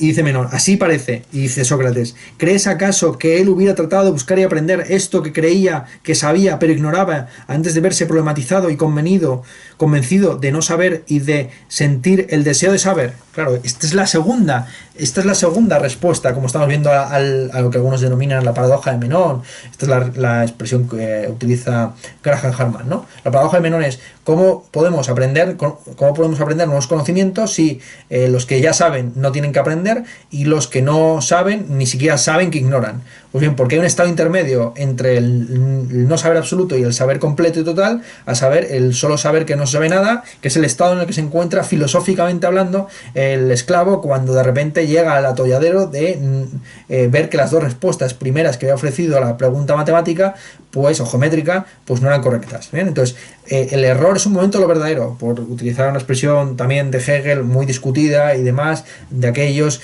que quieren plantear erísticamente un combate al idealismo alemán, no entendiendo que la dialéctica no consiste en Hegel en la pura negación del principio de una contradicción. Es decir, Hegel no está aquí diciendo que tanto vale un 8 que 80, sino que, bueno, la razón como algo que va por encima de las determinaciones unilaterales del entendimiento consiste justamente en esta corrección constante, en esta, si se quiere hablar en términos muy vulgares, en este ensayo de error permanente, tanto a nivel histórico como lógico, matemático y demás, ¿no? Y es por medio de esas paradojas, de esas contradicciones, de esos errores y demás, que la razón va perfeccionándose, mejorándose con el tiempo, etcétera, haciendo explícito lo implícito. Esta es una lectura también que han realizado algunos filósofos analíticos un poco más moderados respecto de Hegel. La recuperación de Hegel por parte de la filosofía posanalítica, por ejemplo en Robert Brandon, va de la mano de entender que Hegel es un inferencialista, donde la inferencia se produce históricamente por medio del procedimiento de hacer explícito lo que estaba implícito. El desarrollo del espíritu en última instancia no sería sino esa explicitación de lo que está implícito en el origen de los tiempos. Esta es la lectura, insisto, que tiene Brandon expone Brandon en un libro titulado Verbi Gratia, Making It Explicit, haciéndolo explícito, ¿no? Entonces, bueno, yo creo que es muy explícito, para la redundancia, tanto el título como la doctrina que se está aquí exponiendo. Entonces, primer punto, ¿no? Primer punto importante, la relevancia en el procedimiento socrático de estos momentos de entorpecimiento en el que el pez torpedo hace su aparición y no se pueda avanzar porque se ha llegado a un callejón sin salida, a un punto hasta ese punto no retorno. Vale. Junto con... yo creo que poco más aparte de esto, ¿no? A poco más porque ya hemos visto cuál es la conexión que existe entre las dos partes del fragmento, ¿no? La parte primera en la que se está hablando del procedimiento socrático, que ya hemos hablado muchas veces, la famosa mayéutica, la ironía, el uso crítico, deconstructivo de la pregunta y la respuesta, y por otro lado el asunto de la paradoja de Menón, cómo la paradoja de Menón se resuelve precisamente por ese estado intermedio que tiene el filósofo entre los ignorantes y los dioses omniscientes, ¿no? También hay una referencia, por cierto, en mitad me he dado cuenta mientras lo leía, o releía, mejor dicho, este fragmento, que se afirma esta idea de que las cosas bellas ofrecen también imágenes bellas. Dice, lo recuerdo: bien sé que a todos los bellos les place el verse comparados, les favorece sin duda, porque bellas son, creo, también las imágenes de los bellos. Bien. Esto es una doctrina que va a abandonar Platón en diálogos posteriores. Es decir, en este diálogo todavía no se ha condenado el mundo de la imagen o de la opinión o de la doxa, como se hará más adelante, sobre todo en la República, ¿no?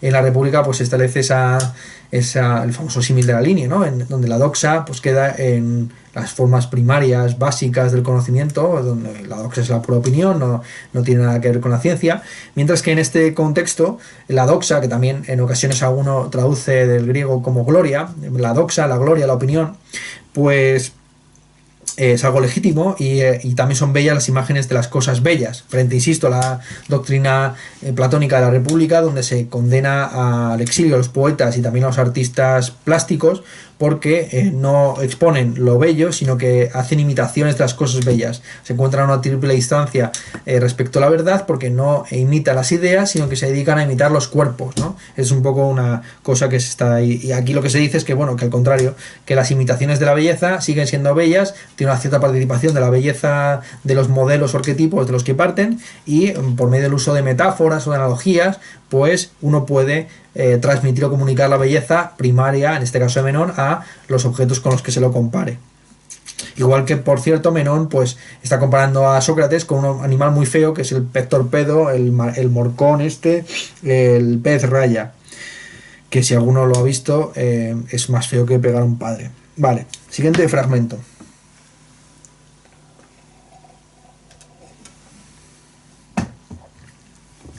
...81D, que es una exposición de la doctrina de la reminiscencia y de la inmortalidad del alma. Dice Sócrates: el alma, pues, siendo inmortal y habiendo nacido muchas veces y visto efectivamente todas las cosas, tanto las de aquí como las del Hades, no hay nada que no haya aprendido.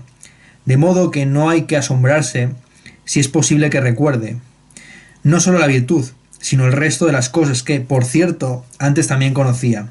Estando, pues, la naturaleza toda emparentada consigo misma, y habiendo el alma aprendido todo, nada impide que quien recuerde una sola cosa, eso que los hombres llaman aprender, encuentre él mismo todas las demás, si es valeroso e infatigable en la búsqueda, pues en efecto, el buscar y el aprender no son otra cosa en suma que una reminiscencia.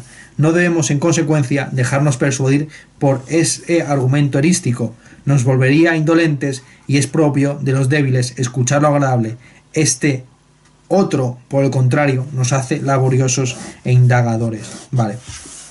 Entonces, frente al argumento erístico de que no se puede aprender porque o bien se sabe o bien se ignora, y los ignorantes ni siquiera saben lo que deben buscar, Sócrates aquí ofrece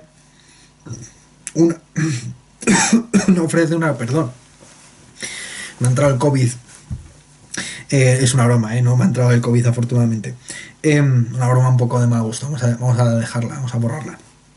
Entonces, frente al argumento erístico, lo que ofrece Sócrates es un mito. El mito de la inmortalidad del alma, la resurrección, como el alma ha estado en los dos mundos, en el de aquí y en el de allá, pues lo conoce todo, y a pesar de que haya bebido cada vez que se reencarna de las aguas del río del olvido, pues todavía puede, por medio de un esfuerzo disciplinado, no espontáneamente, por ciencia infusa, pues recordar y recuperar los saberes previos, ¿no?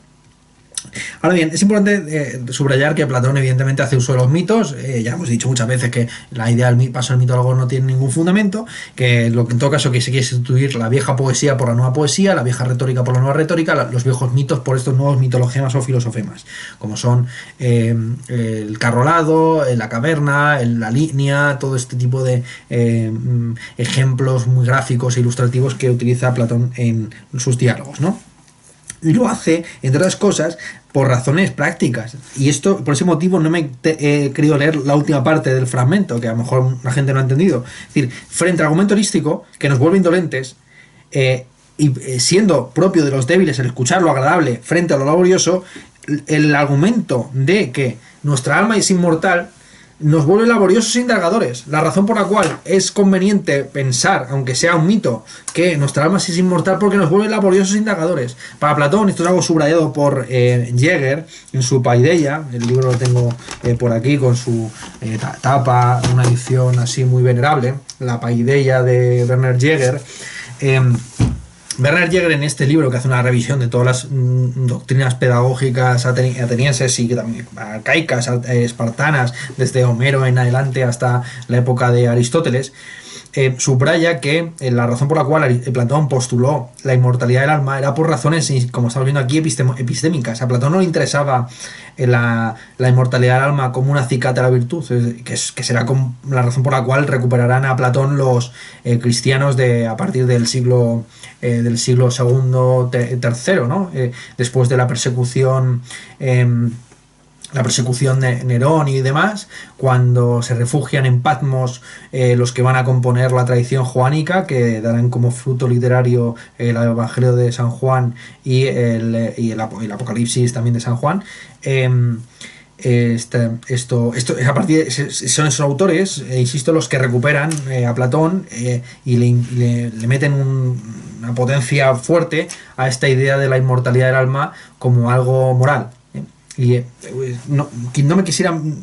Creo que tenemos tiempo suficiente como para hacer una pequeña paréntesis sobre la cuestión cristiana, ¿no? Una cosa importante es que el mensaje cristiano se interpretó de muchas maneras en sus primeras prédicas.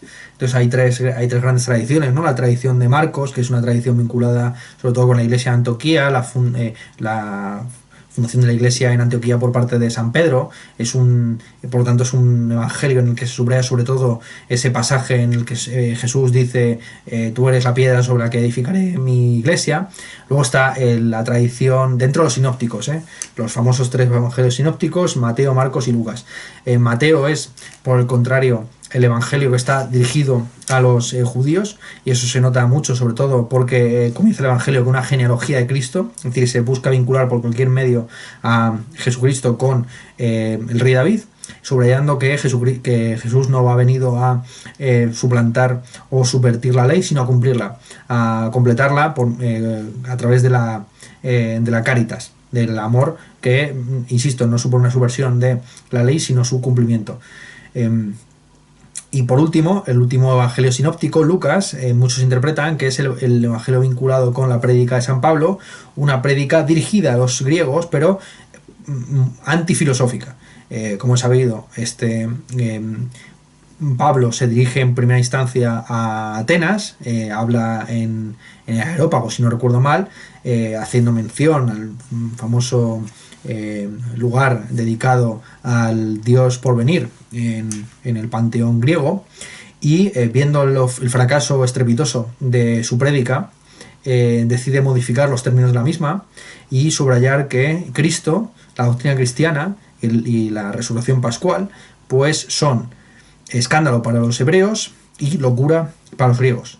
Entonces es San Pablo quien enfatiza que la forma de sabiduría de Cristo supone una revolución completa de los saberes previos, que es una forma de concepción distinta del ser humano, que Cristo está al lado de los de espíritu simple frente a los refinados cultos que están corrompidos por la cultura. Es una doctrina que vamos a ver posteriormente en Rousseau, es decir, la doctrina del buen salvaje de Rousseau de alguna forma está anticipada por la prédica paulina. Entonces Pablo es el primero que pone a la doctrina cristiana en diálogo con la filosofía griega, pero en polémica con ella. Es decir, entender que frente a la división de opiniones de los filósofos que no ofrecen respuestas a la pregunta por la vida buena, pues Cristo ha venido aquí a instaurar el reino material de justicia. Es importante el carácter apocalíptico y mesiánico y escatológico del discurso paulino es conocido por todos. Para Pablo, el regreso de Cristo y el establecimiento del reino de Dios, pues es algo que está al caer, que verá esa generación. Una vez que se produce la persecución de Nerón y se le corta la cabeza a Pablo y se crucifica con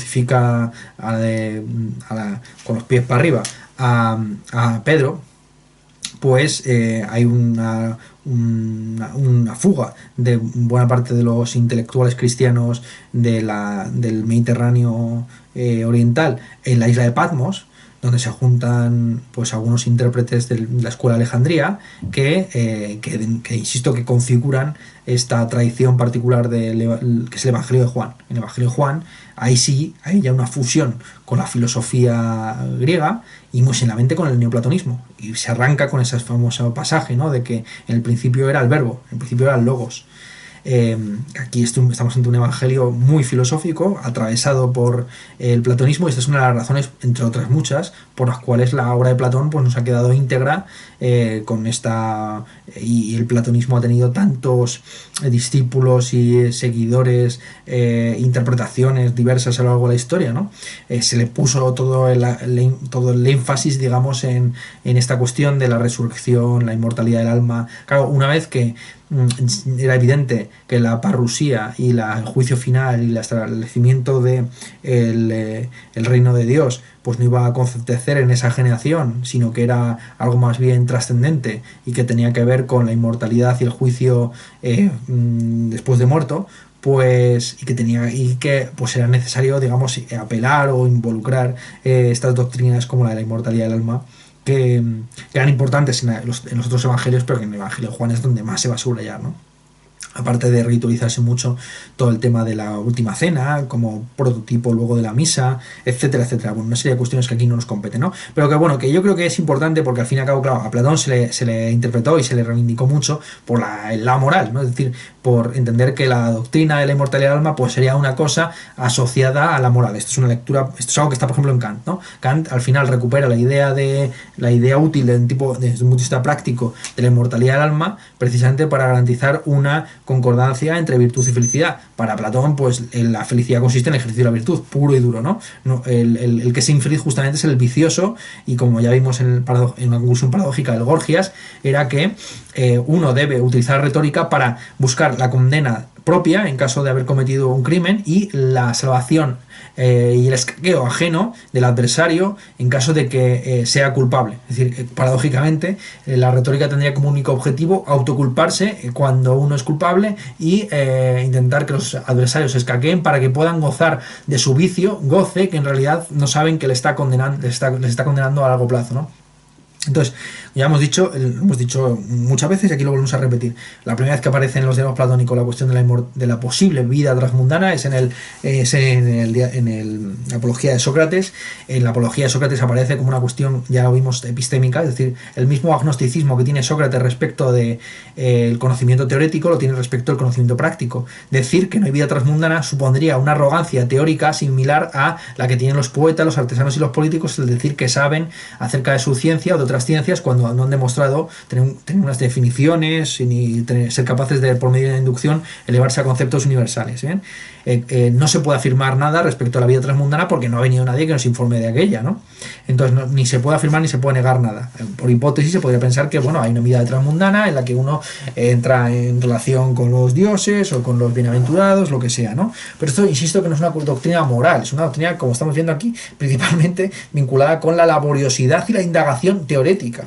Bien, es justamente esa hipótesis que se plantea para Platón, es una cuestión puramente teórica, vamos a decirlo así rápidamente, o que entra por la teoría y luego sale por la práctica, porque sí que es cierto que ya en el Fedón y en otros diálogos posteriores pues se subraya los componentes morales de esta doctrina, ¿no? Pero a esta altura, como se ve, es una cuestión principalmente una especie como de prerequisito de la doctrina del conocimiento como la reminiscencia. Es una forma de salir a la tangente de ese argumento erístico que se ha expuesto en el Eutidemo, y aquí lo repite Menón. Vale.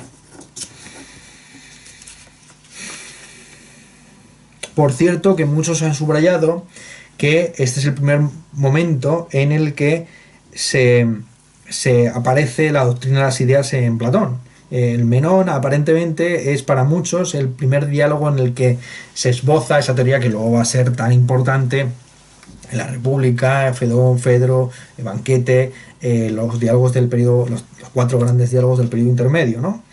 Pero no obstante, yo la verdad es que cuestionaría mucho esta idea de que las teorías de las ideas está esbozada, sí, de alguna forma, o se presupone, sobre todo cuando se está hablando ya del alma inmortal y demás, pero no tiene nada que ver con yo sinceramente, ustedes han leído este diálogo, espero que por lo menos 2 veces, en el bachillerato y ahora, y podrán ustedes contrastar como la teoría de las ideas se aparece muy de refilón, y más bien vinculada a cuestiones mitológicas que teoréticas, ¿no? Vale, digamos teoréticas filosóficas fuertes. Vale, siguiente fragmento. 89b. Dice Sócrates. Está aquí planteándose la hipótesis de que la virtud es algo natural. Se ha descartado que la virtud sea algo cultural porque se ha visto que no es algo ni que surja espontáneamente, porque los familiares, allegados, amigos de los virtuosos no tienen por qué ser virtuosos, pero tampoco es algo que, igual que uno, pero a diferencia de lo que pasa con el idioma, es decir, uno sí que aprende buen castellano o está frecuentando el trato o el diálogo con los que hablan castellano. Bueno, no buen castellano, sino el castellano sin más. Es decir, el niño al criarse aprende naturalmente, de manera espontánea, lo que para un hablante extranjero pues lleva años y años y años de aprendizaje explícito, ¿no? Es decir, los chinos milagrosamente aprenden chino a los pocos años de nacer, mientras que nosotros, los que estamos estudiando chino porque sabemos que es la siguiente potencia mundial, pues nos lleva años y años de trabajo súper duro para poder diferenciar un acento de otro, una palabra de otra, ¿no? Entonces, la hipótesis que se ha planteado es que no va a ser algo cultural ni espontáneo ni disciplinado, sino que va a ser algo natural. Vale. Dice Sócrates, además hubiera sucedido lo siguiente: si los buenos lo fueran por naturaleza, tendríamos que haber tenido personas que efectivamente reconocieran de entre los jóvenes los que son buenos por naturaleza, y nosotros por otra parte nos habríamos apoderado de estos últimos conforme a las indicaciones de aquellos, y los habríamos custodiado en la Acrópolis, marcándolos con mayor cuidado que el oro, para que nadie los echase a perder y pudieran, una vez alcanzada la edad conveniente, ser útiles al Estado. Esta es la doctrina que vamos a ver expuesta en la República. En la República justamente se expone, esto es el pasaje 89, se expone esta doctrina eugenésica donde se debe diferenciar el Estado en una serie de castas con poca movilidad interna, donde desde el nacimiento pues se va a reconocer por una serie de, sin que sea una cuestión de herencia genética, se va a reconocer rápidamente quiénes son los individuos con una determinada aptitud para entrar a formar parte de una de las castas ya predefinidas, la de los guardianes, la de los comerciantes y la de los filósofos reyes, ¿no? De tal forma que los filósofos reyes tengan una formación intensiva desde la juventud hasta los 50 años en todas las artes, había así por haber, culminando con la dialéctica, que no debe enseñarse antes de tiempo para evitar precisamente los usos erísticos del arte de disputar. Entonces, un poco más que exponer, ¿no? Simplemente subrayar que, a diferencia de lo que se dice de las doctrinas y ideas, yo he visto pocos intérpretes que subrayen cómo en este pasaje, el 89b, ya se anticipa la doctrina de la República. Esto es lo que podría justificar, aquí, ahora sí, esto sí que justifica, entre otras cosas, la relativa madurez de este diálogo. Este diálogo es de madurez, entre otras cosas, o ya es un diálogo de tránsito desde la época de juventud a la de madurez, porque aquí sí que se anticipan doctrinas, no las ideas, pero sí está de la eugenesia, la distinción de castas, aunque se plantea por ahora pues como algo paradójico, algo que desde luego no se ha realizado en la ciudad de Atenas ni en ninguna otra, salvo en la República Ideal, tal y como la planteará Platón dentro de no muy poco. Fragmento siguiente, 92e. Estamos aquí hablando ya con Anito. Anito aparece en el diálogo anticipando de alguna forma con sus palabras la condena de Sócrates. Como hemos dicho, pues se marcha muy airado por la condena que hace Sócrates a Pericles, a Temístocles, a Tucídides y a Cimón y compañía. A pesar de que la condena no era tan dura como en diálogos previos. En diálogos previos ya lo dijimos, ¿no? Se les calificaba de demagogos, que ni siquiera hacían política, sino que se dedicaban a satisfacer los instintos más bajos del pueblo. Aquí, por el contrario, simplemente se dice que no han conseguido, que poniendo entre paréntesis lo virtuoso o vicioso de su conducta pública, privadamente no han sido capaces de transmitir a las siguientes generaciones, a sus hijos, esas virtudes que presuntamente encarnaban, ¿no? Y de tal forma que sus hijos pues se quedan, como es habitual, ¿no? Padre proletario, hijo padre proletario, hijo empresario, nieto millonario, bisnieto vagabundo, ¿no? O sea, es bisnieto bohemio, tataranieto vagabundo, ¿no? Es decir, hay una progresión natural que lleva desde la pobreza laboriosa a la riqueza vaga, y que lleva en última instancia desde la vagancia a la vagabundancia. Un buen juego de palabras que me guardo para otra ocasión, ¿no? El juego, me ha gustado esta cuestión. Bueno, vamos al asunto. En el 92 dice Anito lo siguiente: ¿y por qué quieres oír el nombre de uno solo? Le ha preguntado Sócrates. Vale, si los sofistas no son maestros de virtud, ¿quién lo va a ser? Dice Anito que cualquier ateniense. Claro, aquí se entiende, se parte de esta concepción, como digo, ya tradicional o convencional, de que, bueno, la ciudad es autosostenida, no requiere de estos metecos, estos extranjeros, estos nuevos riches, estos nuevos ricos que están haciendo caja en cada ciudad a la que van, como embajadores, agregados culturales, dando discursos públicos y privados en favor no solamente de su ciudad, sino también enseñando presuntamente la virtud, pero que en última instancia no es simplemente más que pura retórica.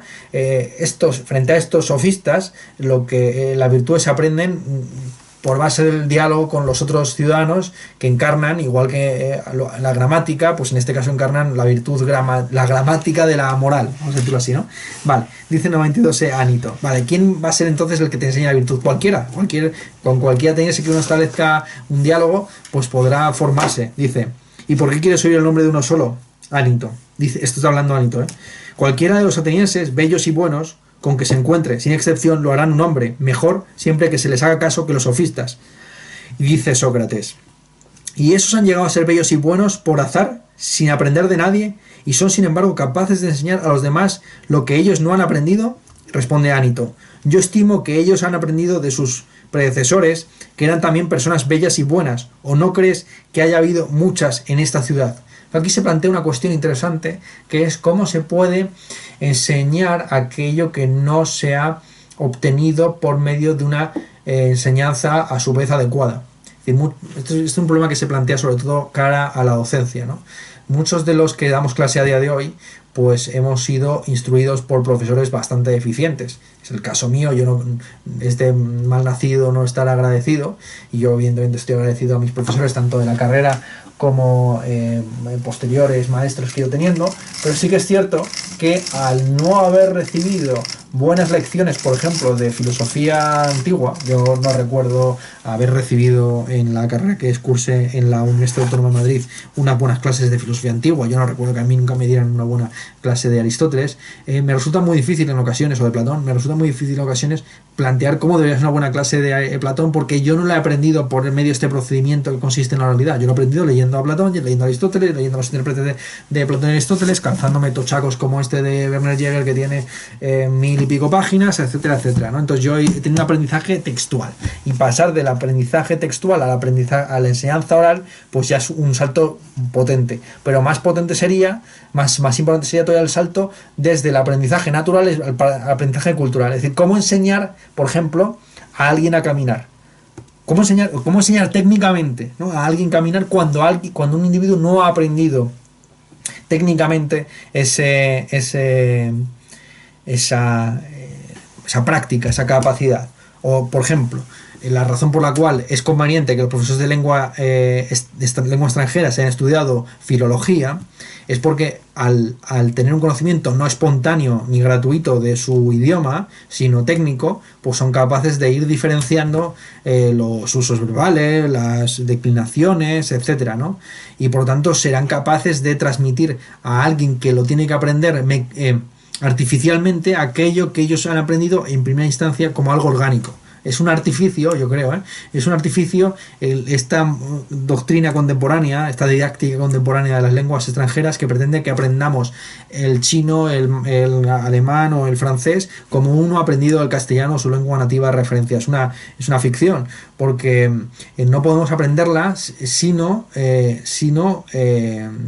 pues por medio de ese procedimiento artificial, y pretender saltarse las gramáticas y acudir directamente allá a conversaciones y cosas así, consiste en ignorar pues esta diferencia crucial, ¿no?, entre aprender un lenguaje materno o nativo y aprender un lenguaje foráneo o extranjero. Vale. Hay muchos que confunden el manejar un idioma con ser fluido en la conversación oral, pero es que en la conversación oral del día a día, cualquier garrulo que sepa 4 expresiones y que tenga buen oído y sepa diferenciar la forma, las palabras de las interjecciones, pues sabe desenvolverse en el día a día. Vale. Siguiente fragmento.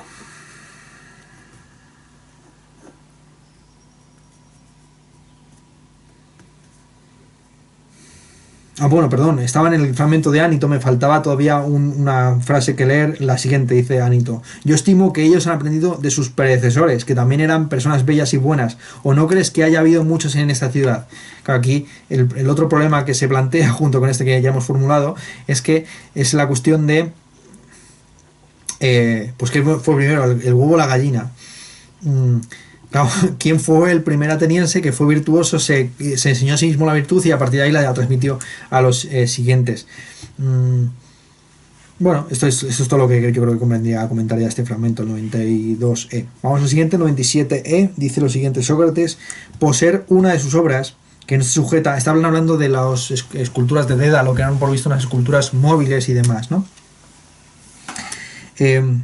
Y se está haciendo ese paralismo entre las esculturas de Dédalo y las opiniones, ¿no? Las opiniones son como las esculturas de Dédalo porque están en movimiento constante y uno opina una cosa un día y otro día otro, y si no tiene un conocimiento científico o preciso, pues puede ir vagando. Los que tienen conocimiento científico no vagan porque tienen una técnica y saben no saben el qué, sino el por qué, ¿no? El que sabe que 2 más 2 es 4, pues no se ve tentado a de repente pensar que 2 más 2 es 5, cosas por ese estilo, ¿no? Mientras que el que tiene siempre una opinión, aunque esa opinión sea correcta, aunque por casualidad pues la opinión que tiene es correcta, puede en cualquier momento, gracias a la inestabilidad de las opiniones que no están fundadas científicamente, al no conocer el por qué, sino simplemente el qué, puede llegar a pensar lo opuesto, ¿no? Es decir, si no tienes un conocimiento científico, pongamos, de la fauna subsahariana, pues te puedes ver inducido a muchos errores precisamente por la capacidad de persuasión que tienen en ocasiones las opiniones incorrectas, ¿eh? Tan persuasiva la opinión correcta como la incorrecta si se adoba, si se adereza de un registro retórico apropiado. Vale. Dice lo siguiente, entonces Sócrates, comparando, insisto, las esculturas de Dédalo con las opiniones. Poseer una de las obras de Dédalo que no esté sujeta no es cosa digna de gran valor, comienza diciendo Sócrates. Es como poseer un esclavo vagabundo que no se queda quieto. Sujeta, en cambio, es de mucho valor. Son en efecto bellas obras, pero ¿por qué motivo digo estas cosas? A propósito, es cierto de las opiniones verdaderas, porque en efecto también las opiniones verdaderas, mientras permanecen quietas, son cosas bellas y realizan todo el bien posible, pero no quieren permanecer mucho tiempo y escapan del alma del hombre, de manera que no valen mucho hasta que uno no las sujeta con una discriminación de la causa o razón, aitía. Y esta es, amigo Menón, la reminiscencia, como convinimos antes. Una vez que están sujetas, se convierten en primer lugar en fragmentos de conocimientos y en segundo lugar se hacen estables. Por eso precisamente el conocimiento es de mayor valor que la recta opinión y además difiere de aquella por su vínculo. Vale, entonces aquí hay una valoración de lo estable, de lo firme frente a lo móvil, y es aquí donde aparece el Platón clásico, el Platón que se ha aplicado a todo Dios, ¿no? El Platón que, pues, de alguna forma sintetizaría a Parménides o a Pitágoras con Heráclito, tomando de Heráclito la doctrina de que Panta Rei, todo está en constante movimiento, y de Parménides y de Pitágoras que no es posible el conocimiento si no hay una estabilidad del ser, de los conceptos, de las esencias que se conocen, ¿no? Allí donde todo es puro caos y devenir, pues no es posible el conocimiento de la realidad, ni por supuesto de la virtud, ni nada por el estilo. No son posibles definiciones genéricas como las que buscaba Sócrates. Entonces, la explicación que se suele ofrecer es que Platón crea o construye un mundo de ideas que justamente por su estabilidad va a dar sentido a este mundo de constante devenir, ¿no? Entonces habría una división de la realidad en un mundo inmóvil, estable, compuesto por ideas que dan sentido a una realidad caótica, contingente, mudable, etcétera. Y esto es lo que aparece aquí, este privilegio de lo estático frente a lo dinámico, de las esculturas fijas a las esculturas móviles. Sin embargo, es importante subrayar que Platón le da la vuelta a esta doctrina en el Sofista. En el Sofista se llega incluso a plantear como una objeción a la teoría clásica de las ideas el hecho de que lo que está estático está muerto. Lo formula Platón, ya lo veremos cuando leamos el Sofista, de una manera muy plástica. Dice algo así como: vamos a permitir que estas ideas que son tan sublimes y demás no estén atravesadas también de dinamismo, o acaso vamos a convertirlas en estatuas carentes de vida. Pues bien, justamente lo que está haciendo es revisar esta metáfora, ¿no? Esta metáfora escultórica, según la cual las ideas deberían ser estatuas fijas en lugar de realidades dinámicas o móviles. Una cosa que no he comentado en un fragmento previo es esta cuestión del que a través de la reminiscencia obtenemos fragmentos de conocimiento, y como todo está conectado con todo, pues basta con obtener un conocimiento de algo para que, como las cerezas, pues vengan tres o cuatro, una vez tirada una de ellas, ¿no? Hay una interconexión del conocimiento que permite justamente la reminiscencia y el aprendizaje. La razón por la cual, otra respuesta posible, pues no estamos siempre en una completa ignorancia o en una completa sabiduría, es porque basta con conocer una cosa para conocer muchas más. Claro, la doctrina platónica en este punto presupone una conexión de todo con todo, de tal forma que no hay otra alternativa que conocer todas las cosas. El que conoce algo, si por definición también conoce el resto de las cosas, porque todo está conectado con todo, entonces la posición a la que llega filosóficamente hablando Platón es la de un monismo epistémico, la idea de que basta con conocer una cosa para que en ella, si se la conoce con el suficiente detalle, se conozca el resto del mundo. Cada cosa es un espejo del mundo desde su punto de vista, ¿no? Una representación microcósmica del macrocosmos de todas las cosas. Vale. Esto está en Leibniz, esto está en la doctrina monadológica de Leibniz, ¿no? Pero, y esto sí que está aquí, esto vamos, está clarísimo, lo hemos leído antes. Dice Platón, el fragmento que hemos leído antes, en el 81d, esto de: estando pues la naturaleza toda emparentada consigo misma y habiendo el alma aprendido todo, es decir, claro, esto es una doctrina, ya lo anticipo, que de nuevo Platón va a refutar en el Sofista. En el Sofista justamente se establece la doctrina Simploqué, donde el principio básico de la ontología, por lo menos parcial o puntual de ese diálogo, es que no todo está conectado con todo, pero tampoco todo está aislado de todo, ¿vale? Hay ciertas ideas que están conectadas con otras y por lo tanto hay formas de ser que involucran otras formas de no ser, así de sencillo, ¿vale?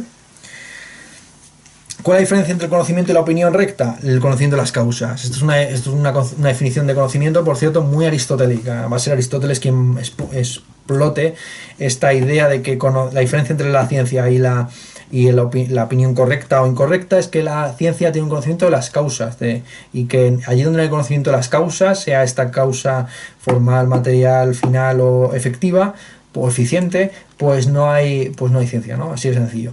Allí donde no se analizan las causas o las razones de las cosas, pues no existe la ciencia. Claro, el Aristóteles va a diferenciar entre las ciencias formales y las ciencias materiales, vamos a decirlo así, precisamente en base a esta distinción que en griego es un poco confusa entre las razones y las causas, ¿no? Ya hemos explicado en varias ocasiones cómo en la filosofía contemporánea, pues una cosa son las razones que mueven teológicamente a la gente a actuar, y otra cosa son las causas ya materiales, físicas, que están detrás de la conducta de un individuo. El ejemplo que pusimos era el ejemplo de un interruptor, ¿no? Una cosa es la cadena causal material eficiente que lleva a que un individuo pues encienda un interruptor, y otra cosa es con las razones, los motivos psicológicos, teológicos que llevan a ese individuo a realizar esa operación. ¿Bien?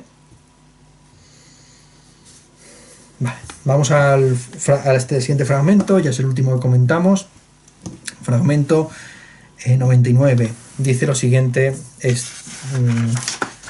Sócrates: entonces, si no es por el conocimiento, no queda sino la buena opinión. Sirviéndose de ella, los hombres políticos gobiernan los estados, y no difiere nada con respecto al conocimiento de los vates y los adivinos, pues en efecto, también ellos dicen por inspiración muchas verdades, pero no saben nada de lo que dicen. Y dice Menón: Puede ser que así sea. Y responde Sócrates: ¿será conveniente entonces, Menón, llamar divinos a estos hombres que sin tener entendimiento llevan a buen término muchas y muy grandes obras en lo que hacen y dicen? Y responde Menón: ciertamente. Y sigue por Sócrates: correctamente llamaríamos divinos a los que acabamos de mencionar, vates, adivinos y poetas todos, y también a los políticos, no menos que de esos podríamos decir que son divinos e inspirados, puesto que es gracias al hálito del Dios y poseídos por él como con sus palabras llevan a buen fin muchos y grandes designios sin saber nada de lo que dicen. Aquí se vuelve a exponer otra vez la doctrina platónica del entusiasmos, una doctrina que es difícil discriminar si se trata de paródica o genuina, irónica o genuina. Muchos entienden que es genuina, o sea, la lectura, digamos, neoplatónica, ¿no? Acuérdense de lo que dijimos con motivo de Lión, donde se decía que los poetas pues no tenían un conocimiento técnico de el arte lingüístico o literario, sino que lo que hacían era verse inspirados, motivados y capturados, raptados por los dioses, y que no actúan conforme a la técnica, sino conforme al entusiasmos. Es a través de la inspiración que el poeta crea. El poeta no crea conforme a unas reglas, sino siguiendo los dictámenes de la musa o del dios que le posee en cada contexto. Pues del mismo modo, los políticos aquí se aparecen como unos designados por la divinidad, que actúan conforme a una recta opinión que ni siquiera es suya, sino que les viene dado por un don natural, incluso por una posición maníaca o demoníaca, el famoso demon que acompaña a Sócrates y que también acompañaría a pues, los grandes políticos de la Atenas del siglo V y el siglo IV y del resto también de Grecia. Poco más que decir, ¿no? Es decir, evidentemente aquí yo me inclino por la lectura irónica, es decir, entender que aquí no se está elogiando a los políticos, sino todo lo contrario, se está diciendo que son unos crápulas, que tienen una opinión correcta, pero bueno, opinión que es correcta, como puede ser un correcto 2 veces al día un reloj que no tiene pilas, ¿no? Y que como tiene fija una opinión, pues en este caso una determinada hora, pues y unos determinados minutos, pues da la hora correcta simplemente por el paso del tiempo, así sencillo, ¿no? La fijeza en este caso, pues lejos de ser algo virtuoso en términos epistémicos, es un vicio. La fijeza del que no sabe entender que hay un movimiento, una dinamis, un cambio, una temporalidad, etcétera, etcétera. Bueno, yo creo que con esto podemos ya terminar. Aquí en Platón se han planteado muchas cuestiones que vamos a ver posteriormente en otros diálogos. Ya veremos el Fedro, el Fedón, el banquete y por supuesto llegaremos a la República, pero yo quisiera subrayar una cosa. Frente a las lecturas estándar que entienden que el Menón es la anticipación de la doctrina de las ideas, yo diría que más que importante que la doctrina de las ideas es esta distinción que ya hemos visto entre la opinión correcta y la ciencia, amén de otra serie de asuntos que hemos ido exponiendo, la cuestión de la inmortalidad del alma, la cuestión de la eugenesia y el origen natural de buena parte de los vicios y de las virtudes. Con esto yo creo que no cabe más decir más, simplemente pues nada, mandarles un saludo hasta la próxima clase.